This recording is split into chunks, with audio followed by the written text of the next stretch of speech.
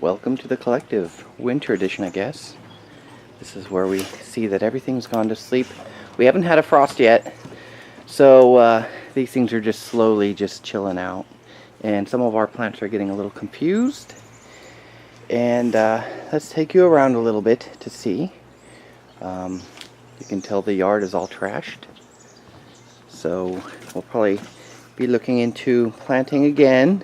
It just gets so muddy. It's been raining here. This is like the first break that we've had for a while. You can tell that the hydroponic system is asleep. And there's nothing about there that's going to happen. This tree, this maple here, is probably going to go coming down. I want to try to increase the light again. We've had a bad outbreak of rats because of the weather. It's just been weird.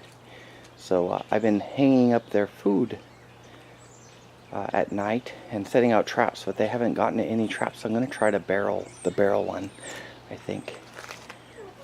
The doggies are doing pretty well without Sabrina, my third one. And they've learned to start playing with each other instead of just hanging out and playing with Sabrina. You can see leaves everywhere. I break them up. I'll do a little more of that, but man, it just needs more lime and some work. Let's see what's in the greenhouse. So I've broken my rule just to make sure that I'm definitely with this.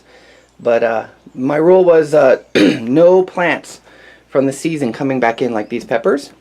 They've all been affected really bad with aphids, of course, because that's what happens. And I've been debating whether I'm going to keep them or just trash them, because I can grow these again really easy to be this big just from seed, you know. I just plant the seed a month from now and keep them in the greenhouse, and I have aphid-free starts, and I'm able to grow these peppers. I mean, I had 4 harvests of peppers that I just didn't know what to do with. So I think I'm going to treat these peppers as annuals instead of trying to save them over winter, as much as it breaks my heart. But if you can see, I mean, there's just aphids everywhere. Even though you try to control them with the methods, I mean, it's more problems than it's worth, I think. My orchids are doing fine. These are some of the, I cut them in half. There was one master plant, a mother plant, I guess, and then I separated them off and split them, and now they've turned into their own beautiful plants. And it looks like they're ready to split again, so maybe we'll do that again. The cactus are the exception because they don't get aphids, so I'll probably keep the cactus. And the winter cactus is doing fine. And of course my Perelia seems to be pretty immune to aphids, but we'll see. And this is the chopped up euphorbia that was so huge that I've chopped up, and then I'm going to plant those as well, because each one of those stalks turns into its own little cactus. So yeah, this is probably what I'm going to do today, is make sure I take care of the plants. And this is a plumeria, which is a little picky, and so it's growing back. And coffee.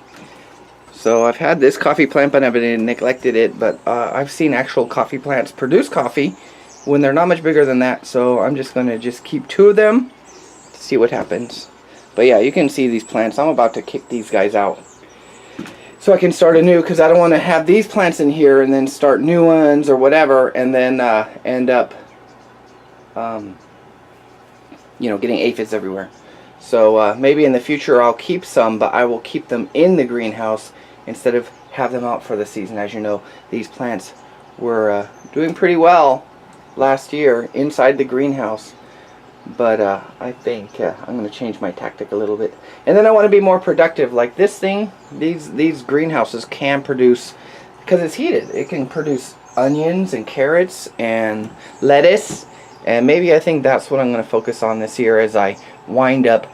And since I've lost the farm space, the ground-based farm system, I'm going to be growing all of my food here on my own little house. So we'll see. I hope you stay tuned for when I figure out how things are going to go.